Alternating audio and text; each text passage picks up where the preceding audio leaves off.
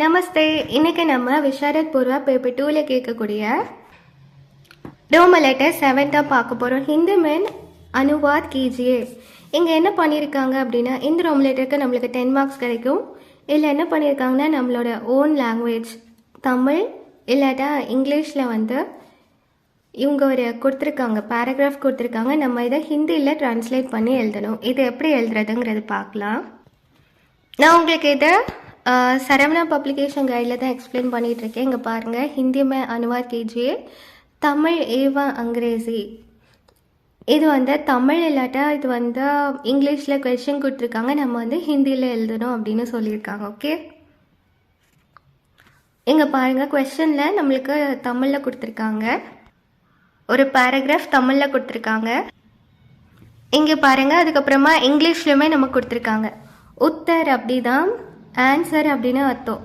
Hindi man Anuvaad இப்படி நீங்கள் ஒரு ஹெட்டிங் போட்டுட்டு இந்த பேராகிராஃபில் என்ன சொல்கிறாங்க நீங்கள் அண்டர்ஸ்டாண்ட் பண்ணி ஓன் லாங்குவேஜில் நீங்கள் ஹிந்தியில் இப்படி எழுதிக்கணும்.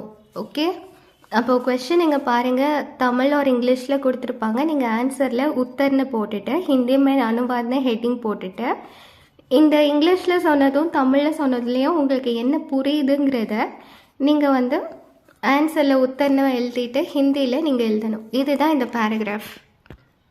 இப்படி தான் இந்த ரோம லெட்டரை நம்ம அட்டென்ட் பண்ணணும்.